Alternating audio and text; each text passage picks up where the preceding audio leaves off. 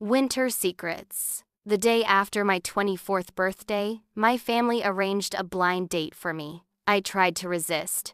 Jake, I have a boyfriend. When my brother shot me that look, I quickly amended. A future boyfriend.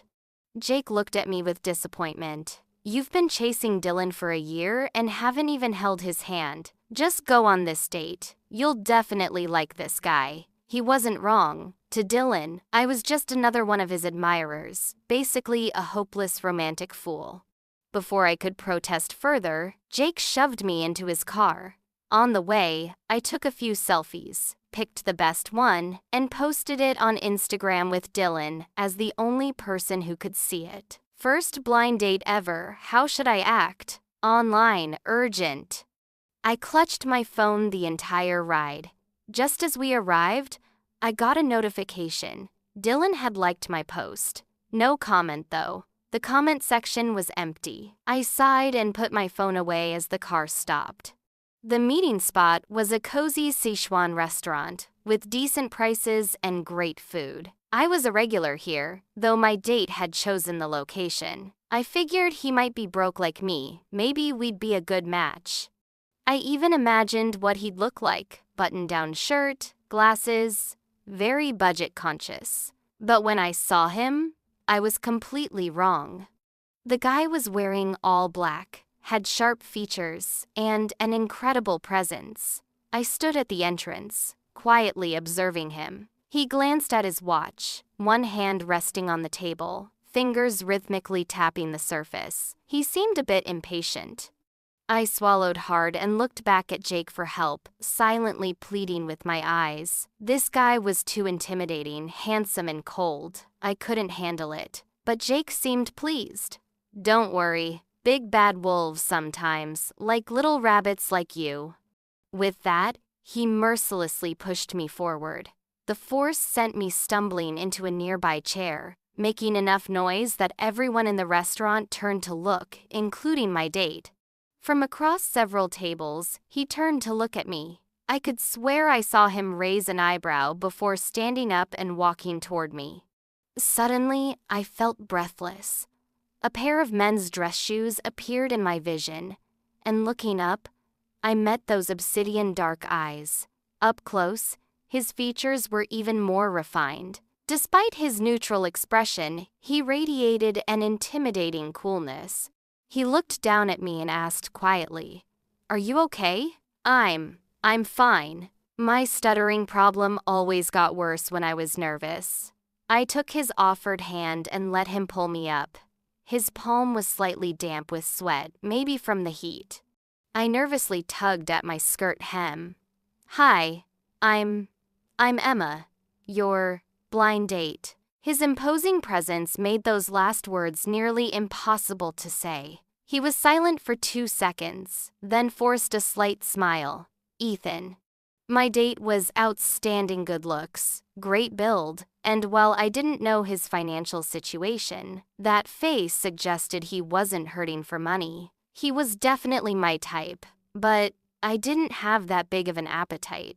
Looking at our reflection in the window, he could be a movie star with sunglasses, while I was just bangs and long straight hair, cream blouse with a pleated skirt, a face that wasn't ugly but certainly not stunning, more like a baby-faced doll. His presence was too overwhelming. I didn't dare speak. The entire meal was oppressive. He served me food and poured my water, but said nothing. I didn't dare reciprocate or even try to serve him food after seeing that cold expression. I couldn't even dream of someone like him. Thankfully, near the end of the meal, my best friend Sophie called. "What?" I said dramatically in a low voice. "Your cat is giving birth?"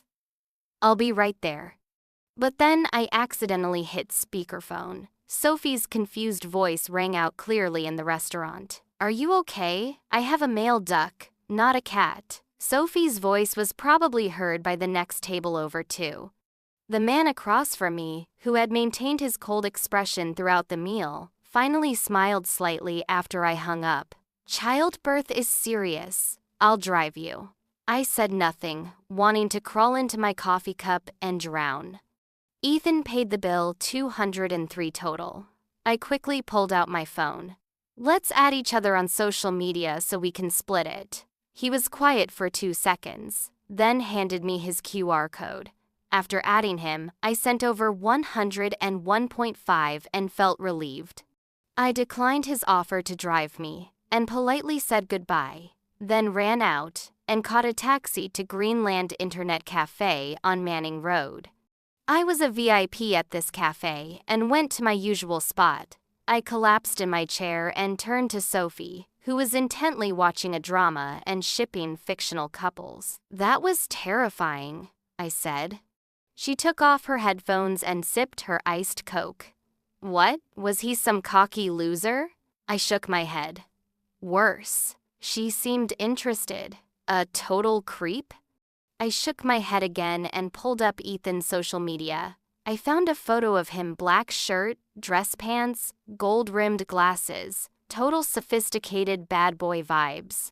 When I showed Sophie the photo, she was speechless. Just as I was about to tell her about my surreal experience, my phone buzzed. It was a message from Ethan. "Transfer.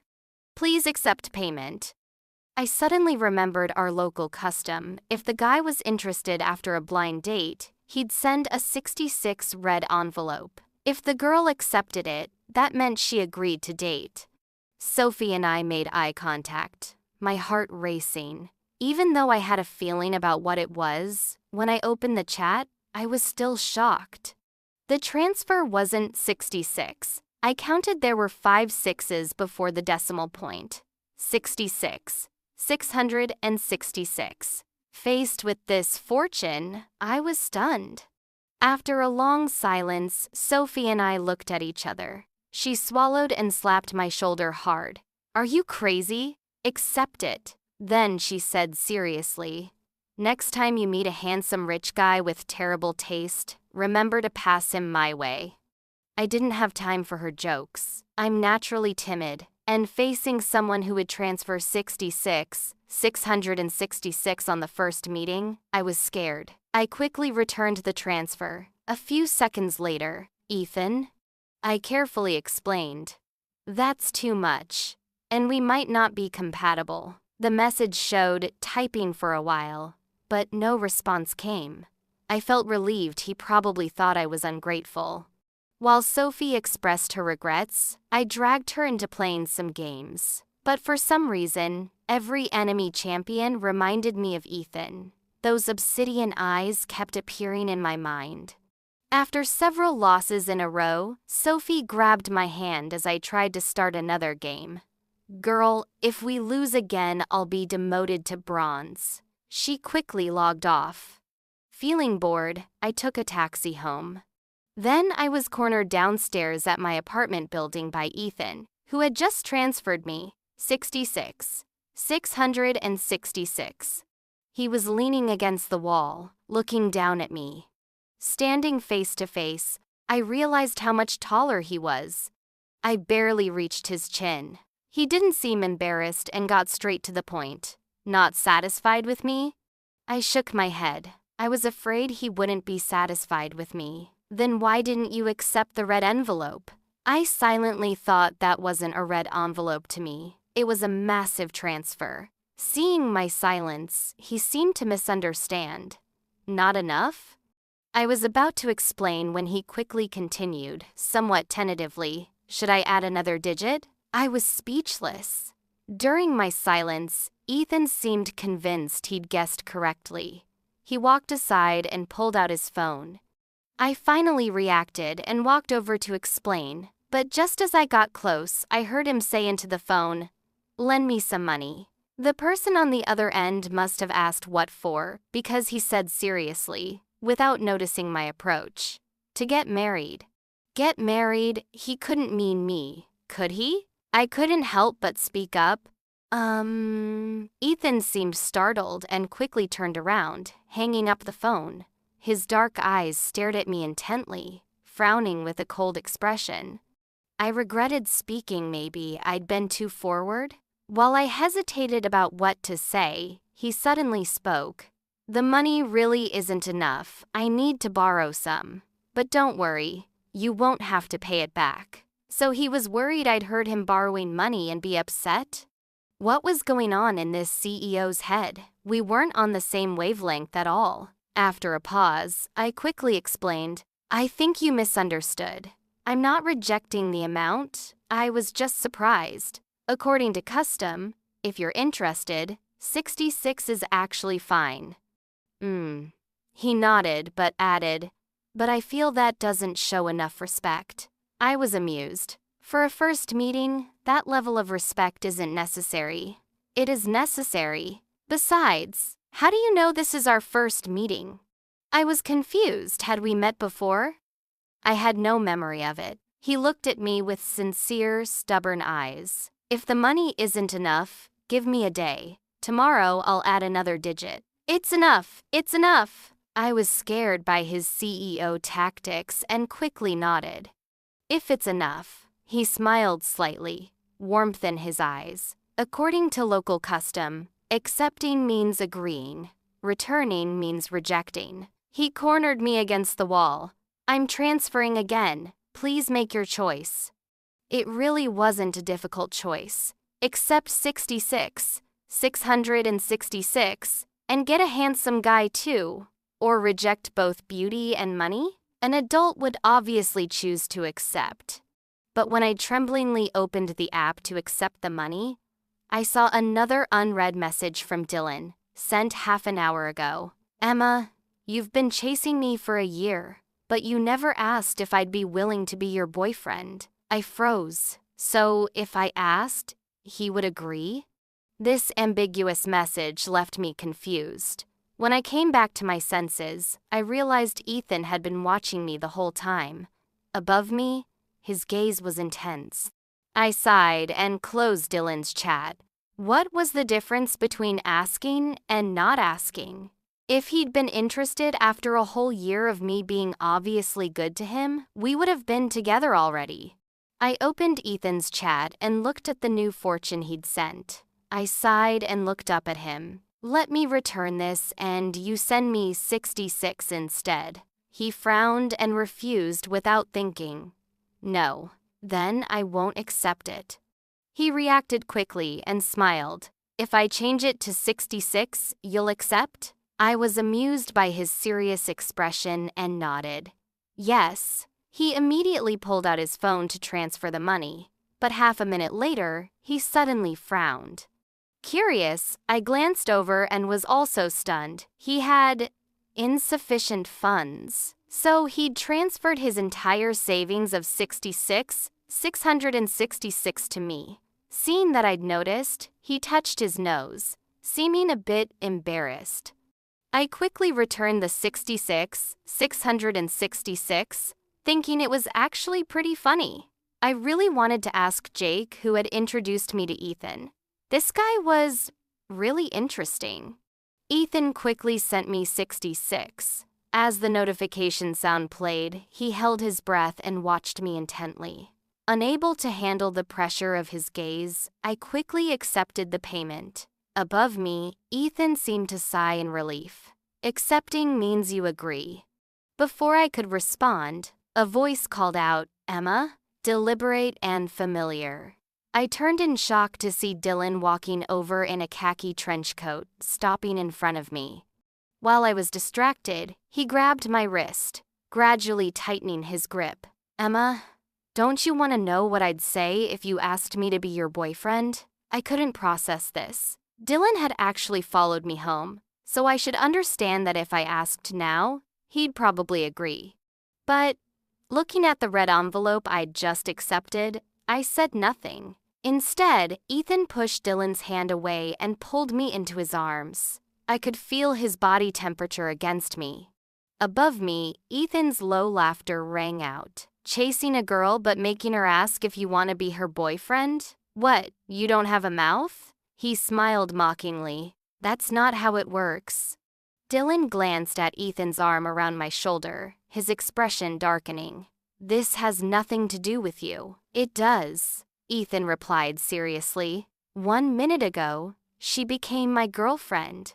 Dylan looked at my phone screen. which was still lit up, showing Ethan's transfer. He pulled out his phone. "I'll transfer you money. Return his." He opened our chat, showing a long stream of white message bubbles, all my previous messages to him. He rarely replied. As he prepared to transfer money, I stopped him. "Enough, Dylan." I frowned at him, suddenly feeling like he was a stranger. "If you really liked me, we would have been together already. After a whole year, why pretend to be deeply in love now?" I let go of his hand. "Stop it. We're still coworkers. I don't want things to be awkward when we see each other." Taking courage, I grabbed Ethan's hand. "Take me home." Ethan followed me into the building and elevator, but at my door, he clearly hesitated. "I shouldn't come in." "It's fine." I was upset by Dylan's sudden behavior. "Come in. My family already knows about you. They were praising you before the date." Ethan checked his watch and stopped my hand from knocking. "Give me 10 minutes. He ruffled my hair and said quietly, "Don't knock yet." With that, he headed back to the elevator. I stood by the hallway window and saw Dylan downstairs by a streetlight, smoking. After half a minute, Ethan hurried out. Dylan looked at him curiously, but neither spoke. Ethan left quickly, and by the time Dylan finished his cigarette, Ethan was back like a whirlwind, carrying bags of gifts. Soon I heard footsteps in the stairwell. Ethan appeared in my view. Seeing my confusion, he explained quietly, "The elevator was going up constantly, didn't want you to wait." I lived on the 7th floor. Not too high, but definitely tiring to run up, especially carrying over a dozen gifts. In the bright hallway light, I could see sweat on his forehead. I felt something warm in my chest. I smiled at him and reached for some bags. "Let me help." "No need." He pulled his hands back. "Too heavy. You knock on the door." Though he was a man of few words, it somehow made me feel warm inside. I stopped insisting and led him to the door, knocking. Soon the door opened. Jake stood there, his gaze moving between us before settling on Ethan's gifts. He grinned. "Damn, after wanting my sister for so long, you finally became my brother-in-law." Jake's words were met with silence. Ethan said nothing, and I was speechless, my mind blank except for Jake's words echoing repeatedly. I picked apart every word, trying to believe it. The cold, handsome man behind me apparently had a crush on me? I wanted to turn and look at him, but couldn't bring myself to do it. Jake's patience seemed exhausted. He crossed his arms and raised an eyebrow. "Stop acting mysterious. Mom and Dad aren't home." After a few seconds of silence, I heard a very low voice behind me. Shit. If I heard correctly, the CEO, like Ethan, had just cursed. Ethan and Jake seemed close. He reached past me to hand Jake the gifts, about to speak when Mom's voice came from inside. "Sweetie, who's here?" Sweetie was Jake's childhood nickname that he hated people knowing about. Mom came out of the bedroom in slippers and immediately saw us at the door. Ethan froze, then frantically tried to take the gifts back from Jake. But in his panic, everything crashed to the floor. The scene became even more awkward. Ethan crouched down to pick everything up, and from my angle, I could see his Adam's apple bobbing nervously. I crouched down too and helped him gather the scattered gifts. When I looked up, I met Jake's amused gaze. Mom enthusiastically welcomed Ethan inside. The more she looked at her potential son-in-law, the more pleased she became. While they chatted harmoniously, I pulled Jake onto the balcony. "What's going on? Who set up this blind date?" Jake laughed, casually leaning against the railing. "Why, want to thank the matchmaker. Just pay me cash instead of gifts." As expected, it was Jake who'd arranged it. Jake started to head back inside, but I stopped him and began interrogating him. "Is he your friend? I've never seen him before. He's been overseas and just came back." Jake spoke casually while searching his pockets for cigarettes, coming up empty. "Have I met him before?" I suddenly remembered Ethan's earlier hint about, "How do you know this is our first meeting?" Jake laughed. Of course you have, more than once. Seeing my confusion, Jake picked one of Mom's flowers and patiently explained. When you were 13, he came to our house to shower. You barged in and saw him completely naked. I seemed to remember, but the one I saw was a chubby kid.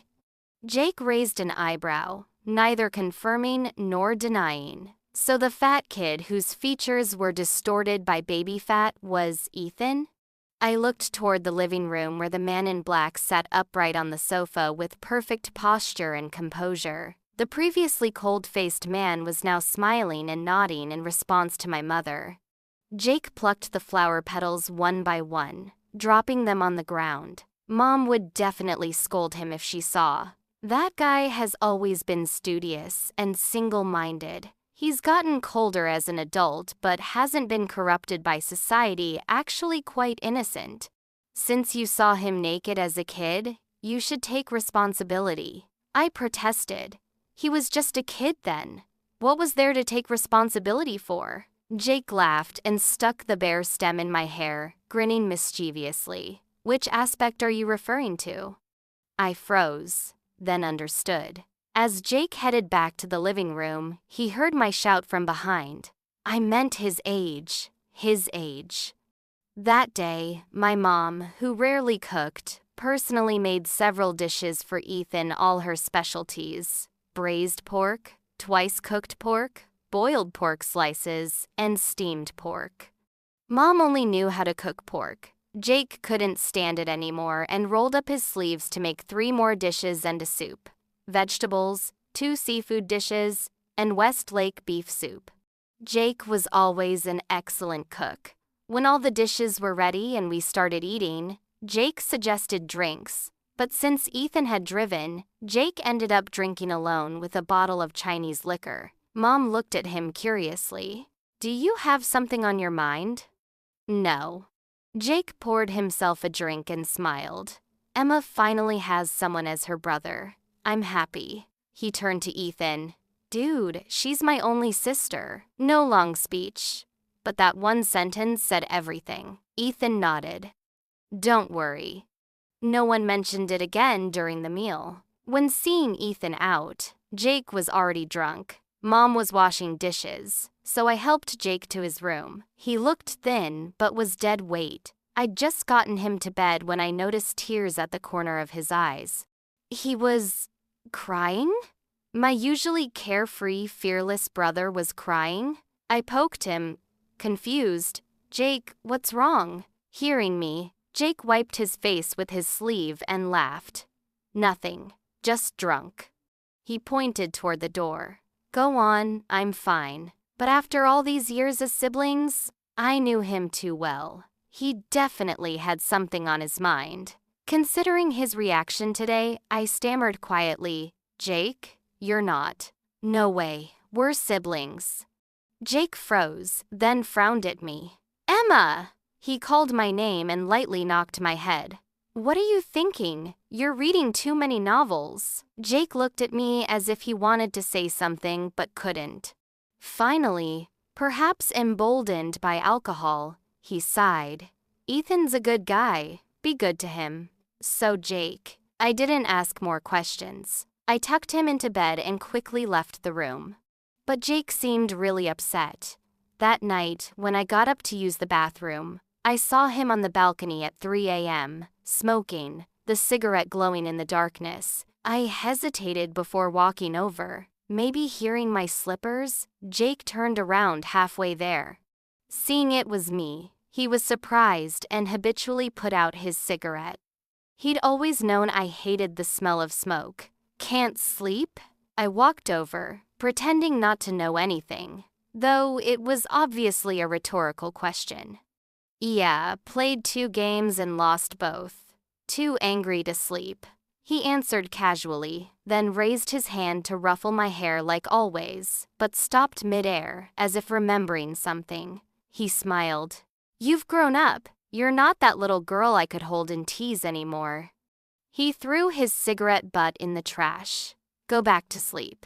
I almost forgot about the bathroom, being sent back to my room. At the door, I couldn't help but turn back. Jake? Maybe Ethan and I should just forget it? Though he was tempting, I'd still choose Jake.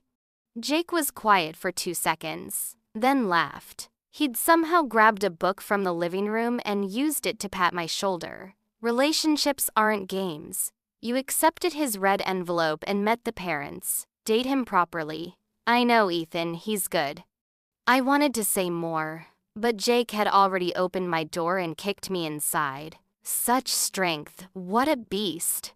When I woke up, Jake was already gone. Running late and unable to eat breakfast, I grabbed a piece of toast and headed downstairs, only to unexpectedly run into Ethan. He was waiting downstairs with breakfast. Seeing me, he checked his watch. There's time. Get in.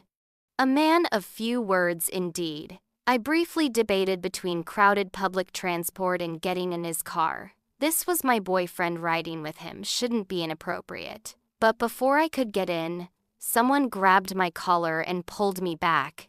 It was Ethan. I was a bit annoyed. You won't let me in? Ethan paused, and seeing my irritation, he forced a stiff smile. No, your special seat is up front. He opened the passenger door. I blinked, and any annoyance vanished when I saw the sticker on the dashboard.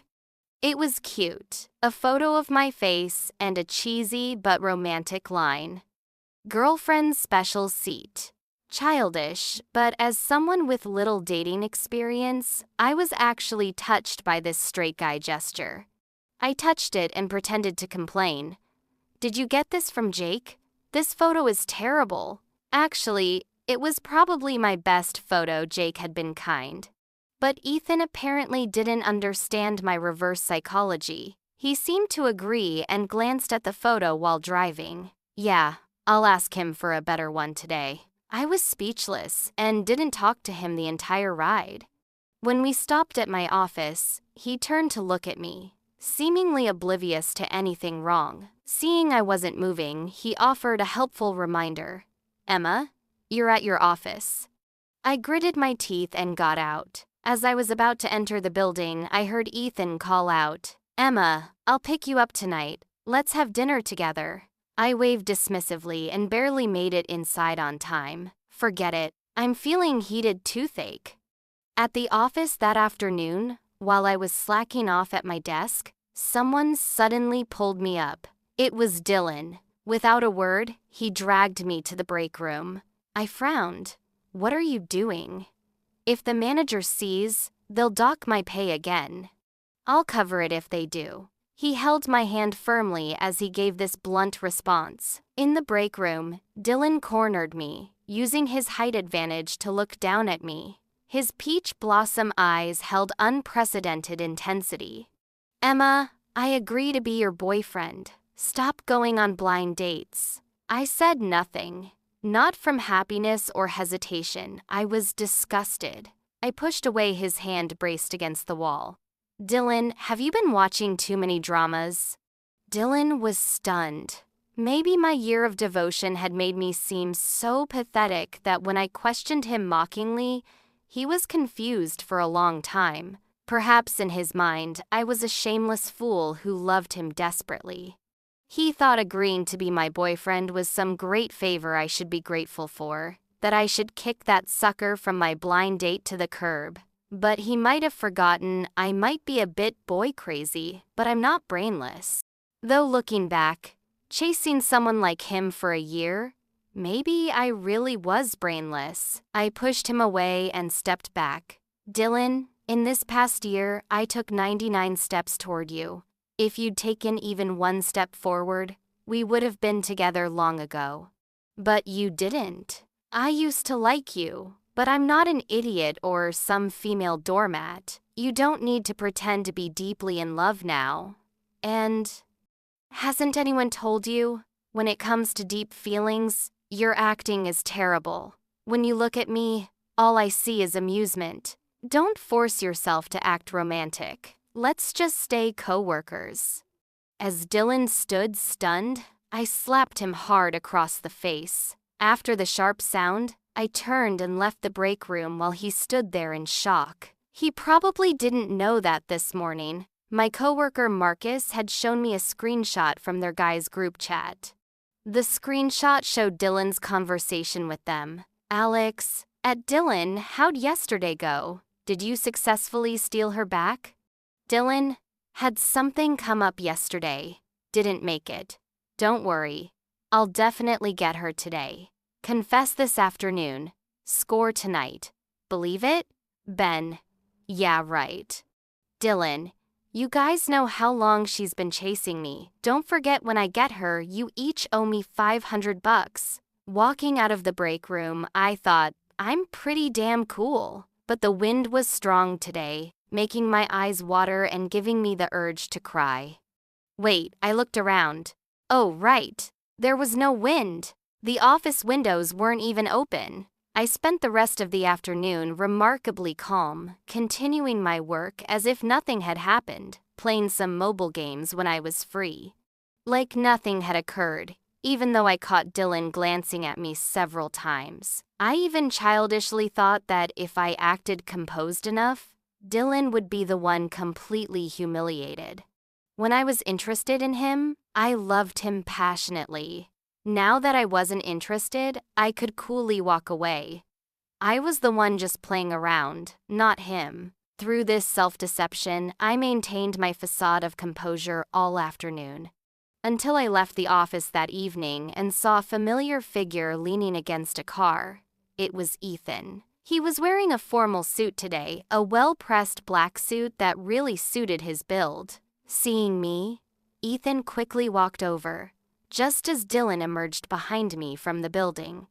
Dylan looked at me with unspoken words, but Ethan reacted quickly, casually draping his arm over my shoulder. Dylan's gaze moved between us before he finally left without saying anything. For you.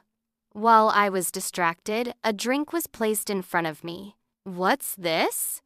Herbal tea. For the heat. For heat? I was confused and looked up to meet Ethan's gaze. His eyes always held a clarity rare in adults. The sharp contrast between his cool aloofness and boyish innocence was really attractive. Under my stare, he seemed a bit uncomfortable. You said this morning you were feeling heated and had a toothache. I remembered I really had said that. But couldn't he tell I was just being sarcastic? Amused and exasperated, I accepted the herbal tea and took a sip, then followed him to the car. The car had 3 or 4 more cups of herbal tea. He turned to me. The shop had too many varieties. I wasn't sure which kind, so I got them all. He handed me a box of medicine. I saw from the label it was for toothaches. Really. Adorably silly. Ethan. After he started the car, I suddenly called his name softly. Do you know why I was upset this morning? He looked confused. You were upset this morning? Not really. I was amused by his serious expression. Just silly girl thoughts. I actually thought that photo was pretty good, probably my most flattering one.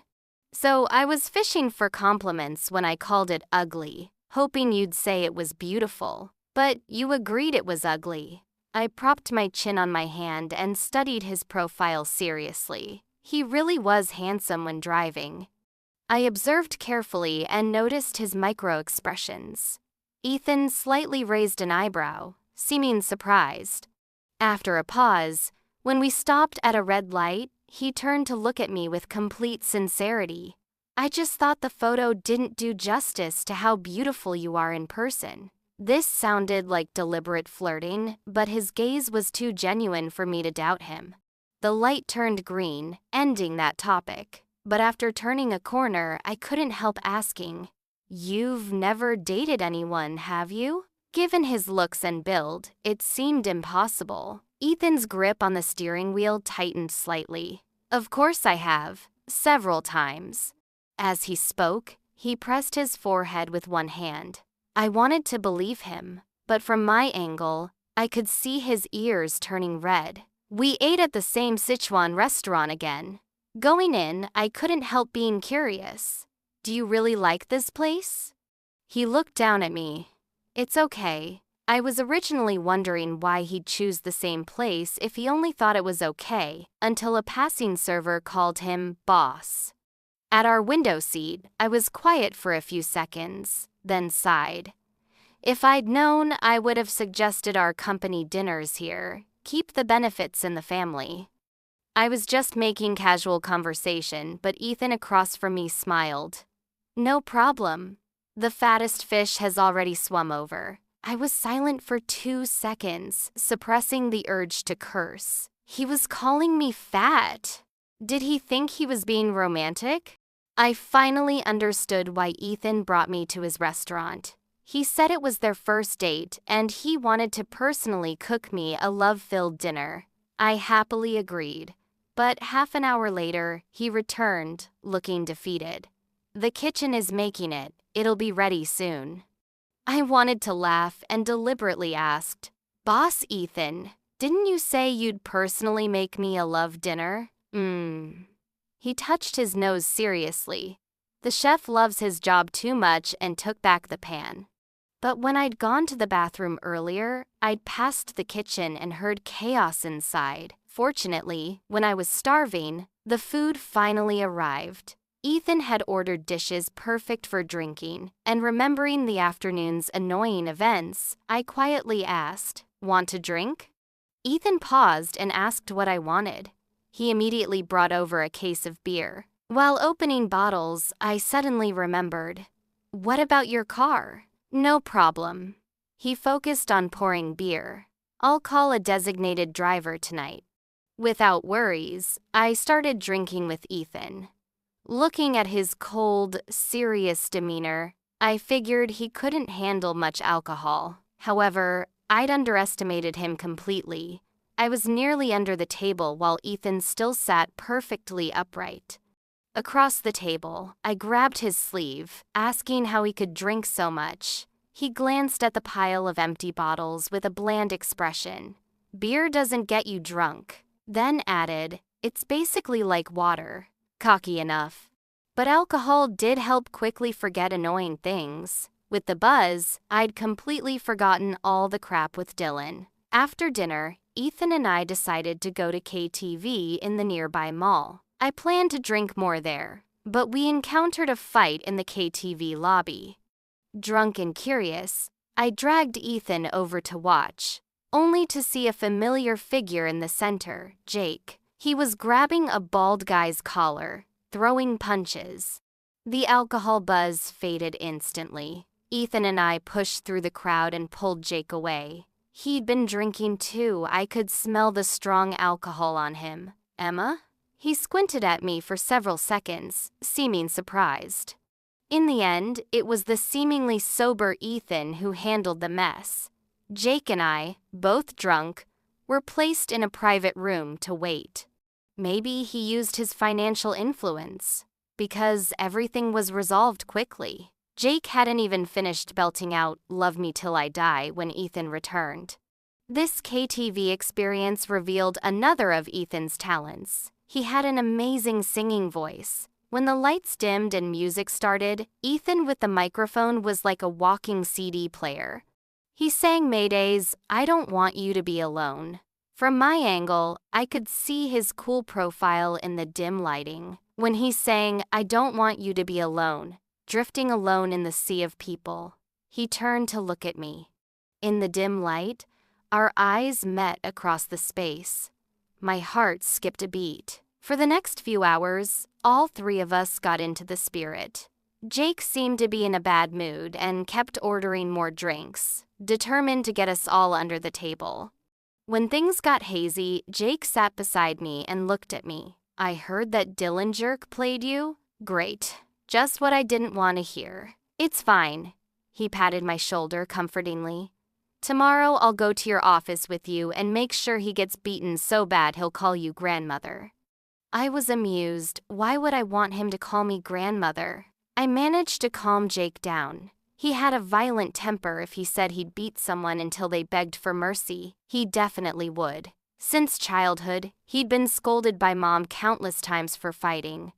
As for how he knew about Dylan playing me, it was probably Lila who told him. Lila was our coworker and Jake's old classmate, more specifically, his old classmate who'd had a crush on him for years. We ended the night with Jake's soulful rendition of Winter Secrets. For the first time, I was surprised to discover that when my brother wasn't goofing around, he actually had a pretty good singing voice. If I said I really loved you, who would clean up the destroyed friendship? If I kept this secret, warm winter would be so far away. By the end, all three of us were properly drunk. Ethan was tipsy, while Jake and I were completely wasted. We'd completely forgotten about calling a designated driver and wandered aimlessly along the street. I walked ahead while the two men walked behind me with their arms around each other's shoulders, both smiling as they watched me.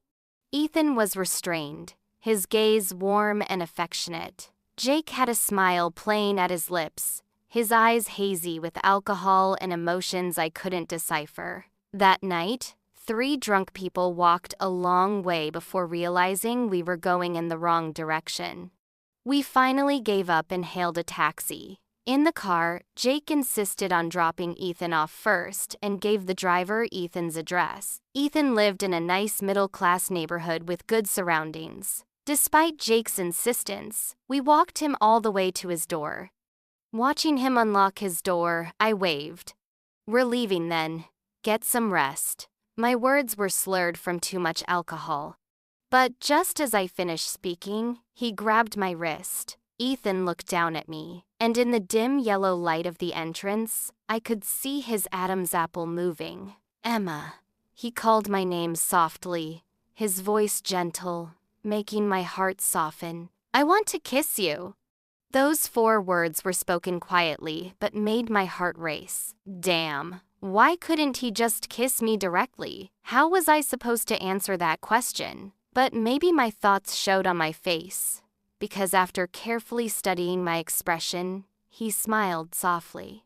The next second, his warm palm covered my eyes, and in the darkness, I felt warmth on my lips. It wasn't the deep kiss I'd imagined. It was brief, like a butterfly's touch. Ethan leaned against the door handle and smiled. "Okay, go home and rest early. Good night." I nodded dazedly, but my heart was still racing. Under Ethan's smiling gaze, I slowly turned around to see Jake standing by the elevator, a cigarette between his fingers, smiling as he watched us. The cigarette glowed on and off, like my heart. On the way home, I thought I might actually be falling for Ethan. When we got home late that night, as I was figuring out how to get to my room without waking our parents, Jake suddenly ruffled my hair. "Little girl's grown up," he smiled with an expression I couldn't quite read. Ethan and I were probably the type to get engaged first and fall in love later. We met on a blind date and met each other's parents immediately. Less than a month into our relationship, both sets of parents met, were very satisfied with each other, and directly set an engagement date. After the engagement, Ethan and I spent more time together, and our feelings developed rapidly. On our engagement day, Jake drank a lot, but strangely didn't get drunk despite his usual low tolerance. I remember clearly that night. Jake kept his arm around Ethan's shoulder, repeating over and over, "I'm entrusting my sister to you. You better treat her well, or I'll beat you up." Ethan never got annoyed and kept responding patiently. One weekend after our engagement, Ethan and I decided to go camping on the mountain to watch the sunrise the next morning. Ethan was well prepared: tent, food, drinks, even bug spray. It was midsummer, and many people were camping on the mountain. We chose a quieter spot to set up our tent. That evening, the sunset from the mountain was beautiful. Ethan kissing me in the sunset glow was impossibly handsome. When we kissed, I could clearly hear my own heartbeat, 1 beat, 2 beats, each one distinct. Ethan was a good kisser, which made me believe he definitely dated before. But when I asked him directly, he laughed and pulled me into his arms, his voice low. "I lied to you before. I've never dated anyone." I shook my head, not believing him. He chuckled. In school, I was focused on studying and never thought about these things. Plus, I was too fat, no girls liked me. Later, after I lost weight, I had someone in my heart, so I wasn't interested in other girls. I've been single all these years. We were sitting side by side watching the sunset when I asked incredulously, "Was it me? The person in his heart, was it me?" He smiled. "Who else?" I looked up at him, my gaze tracing his features. Even after all this time, those eyes still amazed me. "Why me? Just because I accidentally saw you naked as a kid?" He laughed and shook his head. "I don't know. All these years, I've remembered one scene, that little girl who burst through the bathroom door. After seeing me naked, her face turned completely red, but she was scared yet bold enough to steal a few more glances with that blushing face before screaming and running out." I blushed at his description. I really had done that, being young and naive. After barging in by mistake, I'd been curious enough to take a few more looks before leaving. Thinking about it now was mortifying. Ethan didn't seem to be mocking me and quickly moved on. He said from that moment, this bookworm's mind kept returning to that little figure. Later, before he went abroad, we'd actually met several times and got along well. But Jake never called him by his real name back then, always just Ethan the Chubby. After going abroad, he often asked Jake about me. Jake, being a sister-obsessed brother, would voluntarily share stories about me even without being asked, like what silly thing I'd done today, or how adorably dumb I'd been. He'd often send photos of me to Ethan. According to Ethan, over time, he fell deeply in love with me from across the Pacific Ocean. After returning to the country, he only did two things. First, he used most of his savings to buy my favorite Sichuan restaurant, partly to win my favor, partly as an investment since the business and location were good. Second, he found Jake to arrange our blind date. After buying the restaurant, he only had 666 left, which he transferred to me entirely on our blind date. Looking back, it was adorably foolish. After dark, Ethan and I crawled into the tent.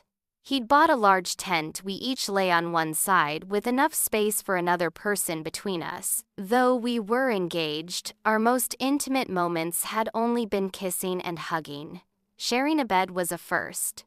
Especially since we'd sought out this quiet, secluded spot for privacy. Another couple had set up their tent nearby at night. That would have been fine, except late at night, unabashed sounds of passion came from the neighboring tent. I felt both goosebumps and a surge of hormones.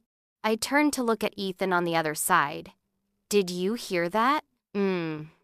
He responded, his Adam's apple bobbing. After that acknowledgement, he showed no other reaction. I bit my lip and boldly reached for his hand.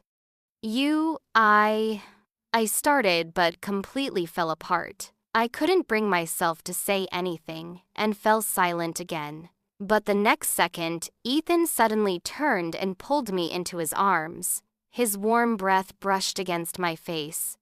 I immediately went quiet, not daring to breathe too hard. I couldn't tell whose heartbeat it was, but it mixed with the intimate sounds next door, adding ambiance to the night. So close together, I saw desire flash in his eyes.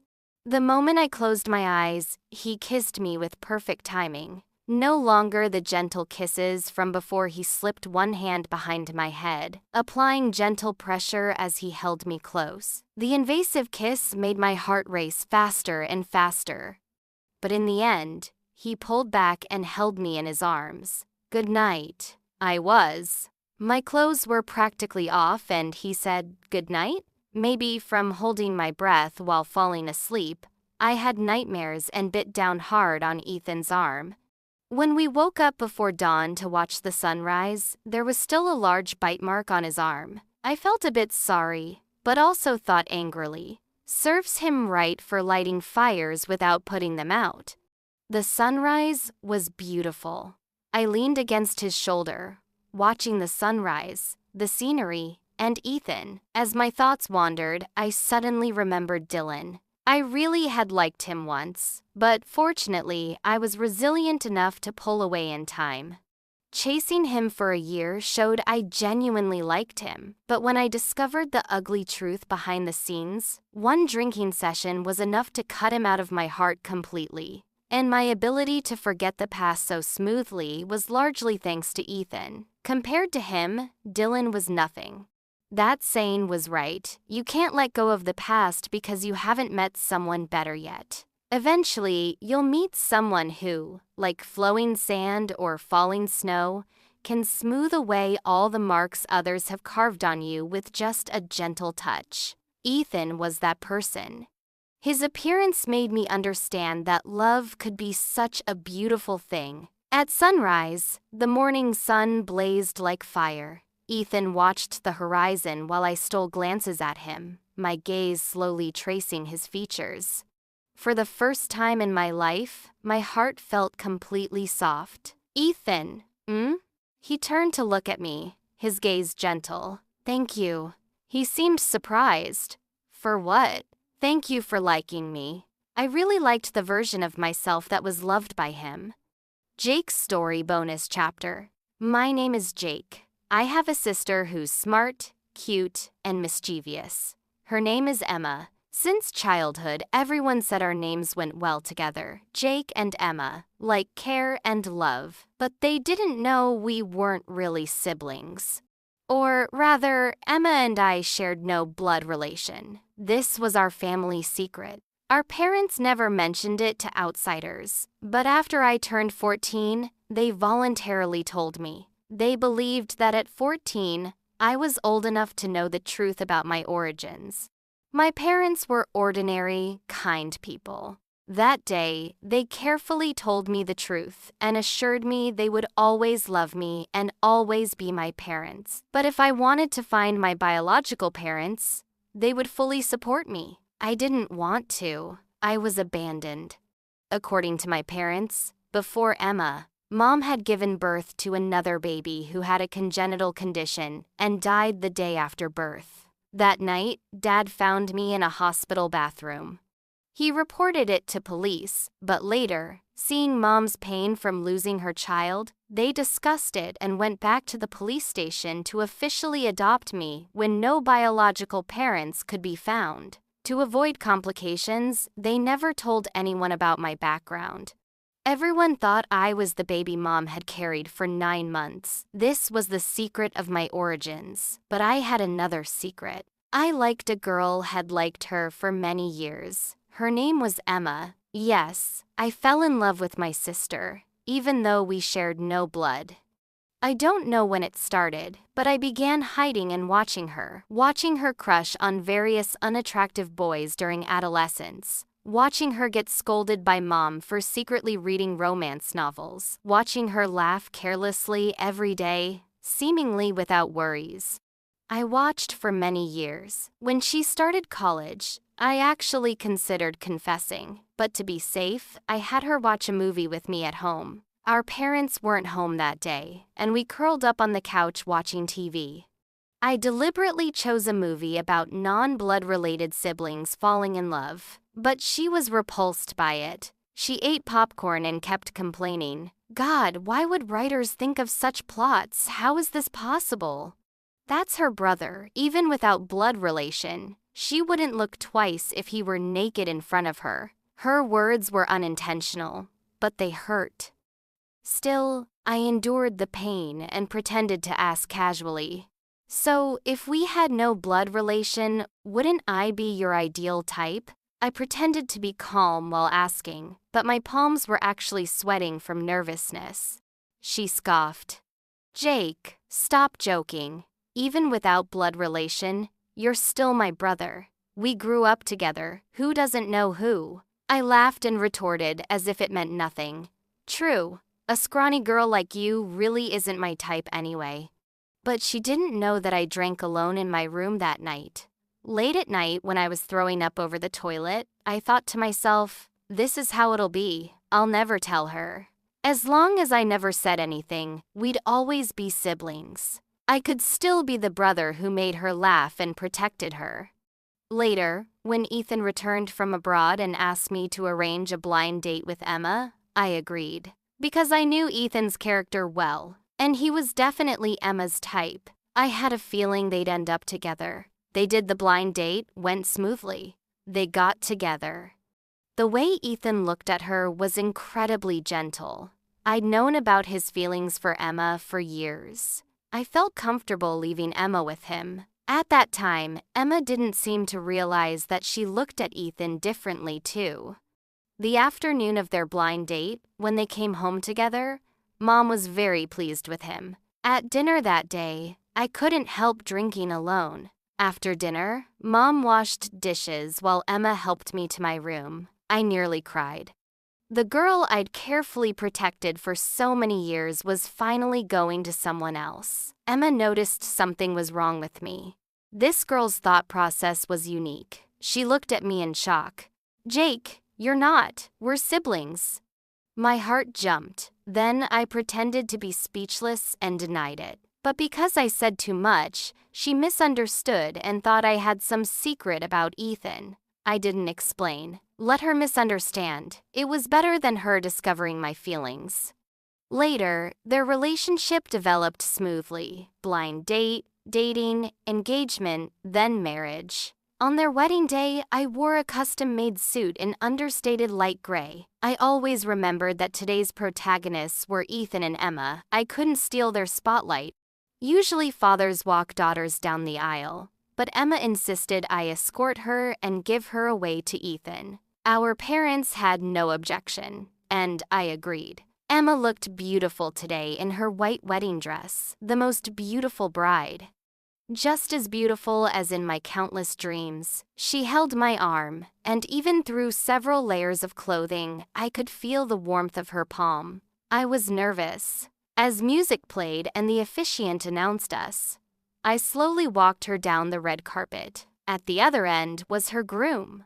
My job was to personally place her hand in her groom's and complete my mission before turning and walking away. Thinking about it was heartbreaking yet comforting. Walking down the wedding aisle together, personally delivering her to her other half, I'd completed my mission.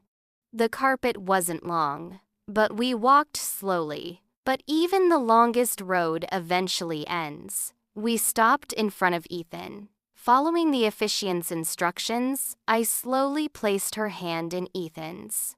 I smiled. "Ethan, I'm giving you my sister." I'd said this to him many times before, but this was the last time. Ethan nodded. He was smart enough to see my feelings, but had never asked about them as a friend. He understood that I'd never cross that line. I turned and walked off the stage. Even though I'd rehearsed this scene countless times in my mind, my eyes still reddened. Sitting below the stage, watching the newlyweds kiss, I thought to myself, I hope my girl will be safe and happy all her life.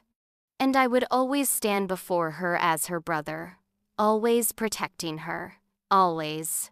Emma's story bonus chapter.